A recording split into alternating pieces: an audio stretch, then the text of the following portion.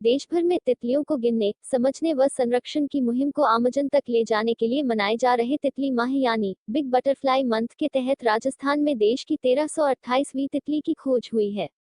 स्पियालिया zebra नामक इस तितली की खोज के सूत्रधार बने हैं उदयपुर संभाग अंतर्गत डूंगरपुर जिले के सागवाड़ा कस्बे निवासी तितली विशेषज्ञ व शिक्षक मुकेश पनवार। पिछले 15 वर्षों से तितलियों पर शोध कर रहे वागड़ नेचर क्लब के सदस्य व सरकारी स्कूल के शिक्षक मुकेश पनवार ने इस स्पियालिया जेब्रा तितली को 8 नवंबर 2014 को सागवाड़ा के धनराज फार्म हाउस पर देखा था और उसी दौरान उन्होंने फोटो क्लिक कर इसकी पहचान के लिए उत्तराखंड के भीमताल स्थित बटरफ्लाई शोध संस्थान को भेजा था। बटरफ्लाई शोध संस्थान ने इस तितली की पहचान में महत्वपूर्ण भूमिका निभाई और इस तितली पर करीब 6 साल की लंबी शोध प्रक्रिया के बाद संस्थान के निदेशक टीटस मेटाचौक ने मंगलवार को इसकी घोषणा करते हुए बताया कि यह तितली भारत की 1328वीं तितली है।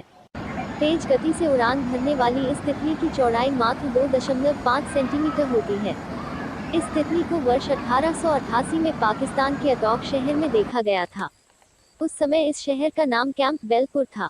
वे बताते हैं कि वर्ष 2016 में पाकिस्तान की पुस्तक बटरफ्लाई ऑफ पाकिस्तान में भी इसके बारे में जिक्र है। सर, ये स्पाइलिया जेब्रा नाम की तितली है और ये तितली सागवाड़ा के जो धनराज फार्म है, जहाँ पर हमने 24 फरवरी 2018 को पहला बटरफ्लाई फेस्टिवल किया था, उसी स्थान पर ये देखी गई थी 8 नवंबर 2014 को पहली बार।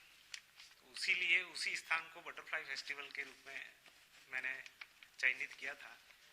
और ये तितली स्पालिया की अगर बात करें तो स्पालिया गाल्बा हमारे पूरे राजस्थान या इंडिया में कॉमन है और ये एक नई उपलब्धि है हमारे लिए कि हमने इसे देखा।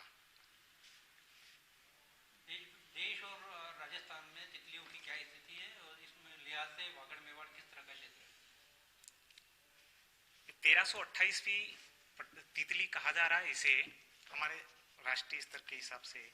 और यदि हम राजस्थान की बात करें तो अभी तक मेरी नॉलेज में राजस्थान में 114 बटरफ्लाईज हैं और हमारा वागड़ और मेवाड़ जो एरिया है, मेरा काम तो यहीं ज़्यादा पड़ता है और यहीं पर मैं तो वागड़ से ही हूँ, तो ज़्यादातर मेरा जो लाइफ साइकिल का काम है वो इसी क्षेत्र से किया गया है।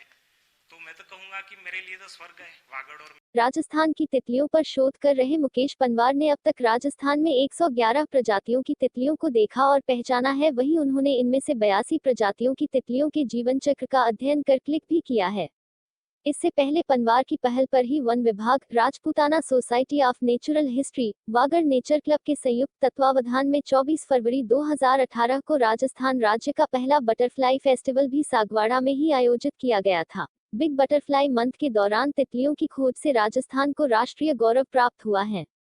एक महीने में राजस्थान में 3 तितलियों की खोज हुई है। इस पर वागड़ नेचर क्लब के सदस्यों और पर्यावरण प्रेमियों ने खुशी व्यक्त की है।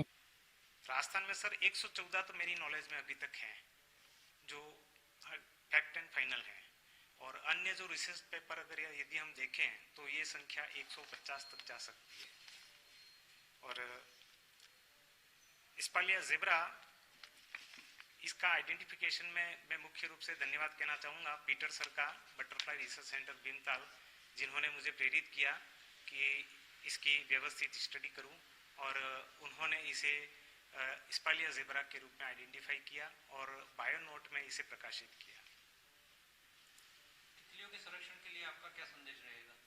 तितलियों के संरक्षण के लिए एक अहम बात है कि ये एक तो फूलों का परागण करती है जिससे फलों की वृद्धि होती है, और दूसरी मुख्य चीज ये कहना चाहूँगा कि ये किसान मित्र हैं। दूसरे अन्य जो कीट हैं उन कीटों की भांति न तो ये पत्तियां को खाते हैं, न फूलों को नुकसान पहुंचाते हैं, न फलों को नुकसान पहुंचा रहे हैं।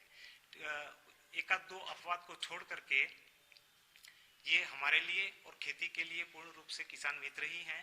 और हम जो अपने खेतों में कीटनाशकों का प्रयोग कर रहे हैं, पीड़कनाशक का प्रयोग कर रहे हैं, खरपतवार हटाने के लिए हम जो रासायनिक जतन कर रहे हैं, इन सब से इनके लार्वा और इनके अंडे खत्म हो रहे हैं।